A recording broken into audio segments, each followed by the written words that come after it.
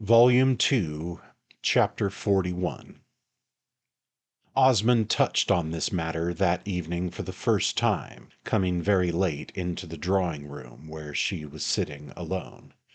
They had spent the evening at home, and Pansy had gone to bed. He himself had been sitting since dinner in a small apartment in which he had arranged his books and which he called his study. At 10 o'clock Lord Warburton had come in, as he always did when he knew from Isabel that she was to be at home. He was going somewhere else, and he sat for half an hour. Isabel, after asking him for news of Ralph, said very little to him on purpose. She wished him to talk with her stepdaughter. She pretended to read. She even went after a little to the piano. She asked herself if she mightn't leave the room. She had come little by little to think well of the idea of Pansy's becoming the wife of the master of beautiful Lockleigh, though at first it had not presented itself in a manner to excite her enthusiasm. Madame Merle that afternoon had applied the match to an accumulation of inflammable material. When Isabel was unhappy she always looked about her, partly from impulse and partly by theory, for some form of positive exertion. She could never rid herself of the sense that unhappiness was a state of disease, of suffering as opposed to doing. To do, it hardly mattered what, would therefore be an escape, perhaps in some degree a remedy. Besides, she wished to convince herself that she had done everything possible to content her husband. She was determined not to be haunted by visions of his wife's limpness under appeal. It would please him greatly to see Pansy married to an English nobleman, and justly please him, since this nobleman was so sound a character. It seemed to Isabel that if she could make it her duty to bring about such an event she would play the part of a good wife. She wanted to be that. She wanted to be able to believe sincerely, and with proof of it, that she had been that. Then such an undertaking had other recommendations. It would occupy her, and she desired occupation. It would even amuse her, and if she could really amuse herself she perhaps might be saved. Lastly, it would be a service to Lord Warburton, who evidently pleased himself greatly with the charming girl. It was a little weird he should, being what he was, but there was no accounting for such impressions.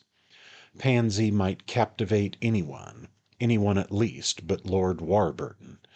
Isabel would have thought her too small, too slight, perhaps even too artificial for that. There was always a little of the doll about her, and that was not what he had been looking for. Still, who could say what men ever were looking for? They looked for what they found. They knew what pleased them only when they saw it. No theory was valid in such matters, and nothing was more unaccountable or more natural than anything else. If he had cared for her, it might seem odd he should care for Pansy, who was so different. But he had not cared for her so much as he had supposed. Or, if he had completely got over it, and it was natural that, as that affair had failed, he should think something of quite another sort might succeed. Enthusiasm, as I say, had not come at first to Isabel, but it came today and made her feel almost happy. It was astonishing what happiness she could still find in the idea of procuring a pleasure for her husband. It was a pity, however, that Edward Rozier had crossed their path. At this reflection the light that had suddenly gleamed upon that path lost something of its brightness. Isabel was unfortunately as sure that Pansy thought Mr. Rozier the nicest of all the young men, as sure as if she had held an interview with her on the subject. It was very tiresome that she should be sure, when she had carefully abstained from informing herself. Almost as tiresome as that poor Mr. Rozier should have taken it into his own head. He was certainly very inferior to Lord Warburton. It was not the difference in fortune so much as the difference in the men. The young American was really so light a weight. He was much more of the type of the useless fine gentleman than the English nobleman. It was true that there was no particular reason why Pansy should marry a statesman. Still, if a statesman admired her, that was his affair, and she would make a perfect little pearl of a peeress. It may seem to the reader that Mrs. Osmond had grown of a sudden strangely cynical, for she ended by saying to herself that this difficulty could probably be arranged. An impediment that was embodied in poor Rozier could not anyhow present itself as a dangerous one. There were always means of leveling secondary obstacles. Isabel was perfectly aware that she had not taken the measure of Pansy's tenacity, which might prove to be inconveniently great, but she inclined to see her rather letting go under suggestion than as clutching under deprecation, since she had certainly the faculty of assent developed in a very much higher degree than that of protest. She would cling, yes, she would cling, but it really mattered to her very little what she clung to. Lord Warburton would do as well as Mr. Rozier, especially as she seemed quite to like him. She had expressed this sentiment to Isabel without a single reservation. She had said she thought his conversation most interesting. He had told her all about India. His manner to Pansy had been of the rightest and easiest. Isabel noticed that for herself, as she also observed that he talked to her not in the least in a patronizing way, reminding himself of her youth and simplicity, but quite as if she understood his subjects with that sufficiency with which she followed those of the fashionable operas. This went far enough for attention to the music and the baritone. He was careful only to be kind. He was as kind as he had been to another fluttered young chit at Gardencourt. A girl might well be touched by that. She remembered how she herself had been touched, and said to herself that if she had been as simple as Pansy, the impression would have been deeper still. She had not been simple when she refused him. That operation had been as complicated as, later, her acceptance of Osmond had been.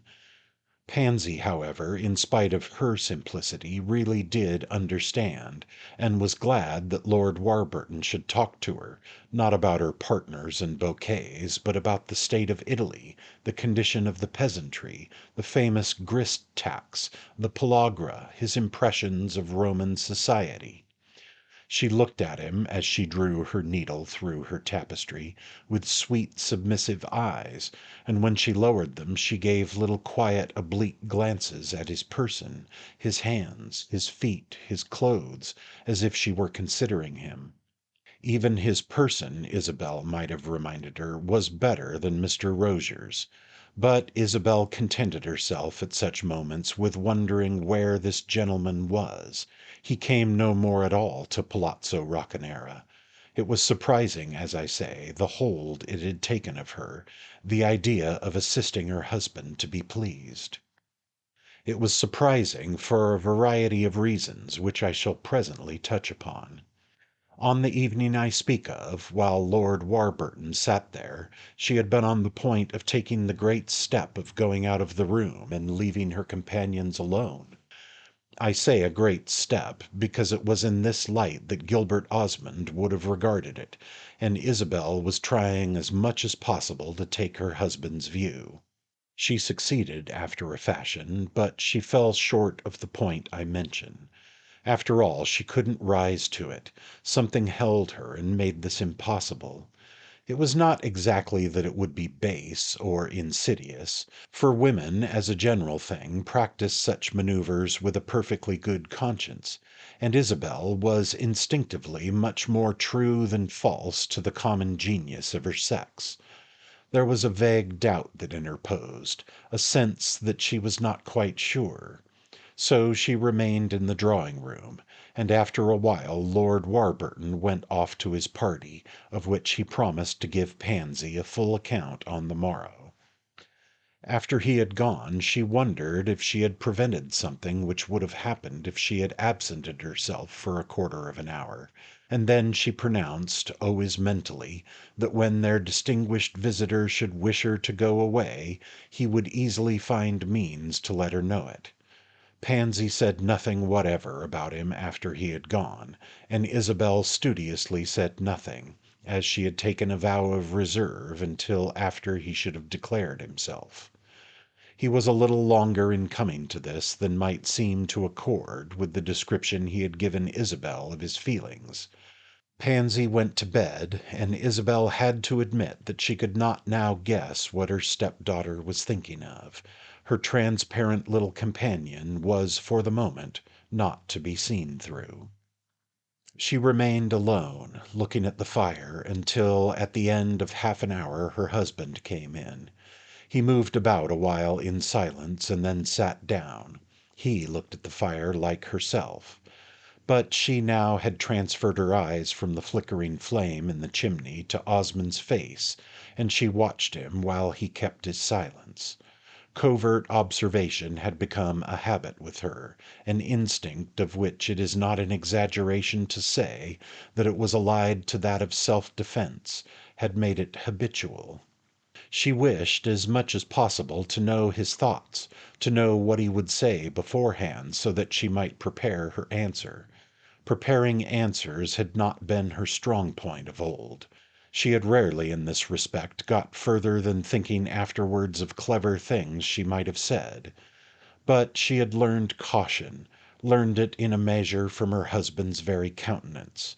It was the same face she had looked into, with eyes equally earnest, perhaps, but less penetrating, on the terrace of the Florentine villa, except that Osmond had grown slightly stouter since his marriage. He still, however, might strike one as very distinguished. "Has Lord Warburton been here?" he presently asked. "Yes, he stayed half an hour." "Did he see Pansy?" "Yes, he sat on the sofa beside her." "Did he talk with her much?" "He talked almost only to her." "It seems to me he's attentive. Isn't that what you call it?" "I don't call it anything," said Isabel. "I've waited for you to give it a name." "That's a consideration you don't always show," Osmond answered after a moment. "I've determined this time to try and act as you'd like. I've so often failed of that." Osmond turned his head slowly, looking at her. "Are you trying to quarrel with me?" "No, I'm trying to live at peace." "Nothing's more easy. You know I don't quarrel myself." "What do you call it when you try to make me angry?" Isabel asked. "I don't try. If I've done so, it has been the most natural thing in the world. Moreover, I'm not in the least trying now." Isabel smiled. "It doesn't matter. I've determined never to be angry again." "That's an excellent resolve. Your temper isn't good." "No, it's not good." She pushed away the book she had been reading and took up the band of tapestry Pansy had left on the table. "That's partly why I've not spoken to you about this business of my daughter's," Osmond said, designating Pansy in the manner that was most frequent with him. "I was afraid I should encounter opposition, that you too would have views on the subject. I've sent little Rozier about his business." "You were afraid I'd plead for Mr. Rozier? Haven't you noticed that I've never spoken to you of him?" "I've never given you a chance. We've so little conversation in these days. I know he was an old friend of yours." "Yes, he's an old friend of mine." Isabel cared little more for him than for the tapestry that she held in her hand, but it was true that he was an old friend, and that with her husband she felt a desire not to extenuate such ties. He had a way of expressing contempt for them which fortified her loyalty to them, even when, as in the present case, they were in themselves insignificant. She sometimes felt a sort of passion of tenderness for memories which had no other merit than that they belonged to her unmarried life. "But as regards Pansy," she added in a moment, "I've given him no encouragement." "That's fortunate," Osmond observed. "Fortunate for me, I suppose you mean. For him it matters little." "There's no use talking of him," Osmond said. "As I tell you, I've turned him out." "Yes, but a lover outside's always a lover. He's sometimes even more of one. Mr. Rozier still has hope." He's welcome to the comfort of it. My daughter has only to sit perfectly quiet to become Lady Warburton. Should you like that?" Isabel asked with a simplicity which was not so affected as it may appear. She was resolved to assume nothing, for Osmond had a way of unexpectedly turning her assumptions against her. The intensity with which he would like his daughter to become Lady Warburton had been the very basis of her own recent reflections, but that was for herself. She would recognize nothing until Osmond should have put it into words. She would not take for granted with him that he thought Lord Warburton a prize worth an amount of effort that was unusual among the Osmonds. It was Gilbert's constant intimation that for him nothing in life was a prize, that he treated as from equal to equal with the most distinguished people in the world, and that his daughter had only to look about her to pick out a prince.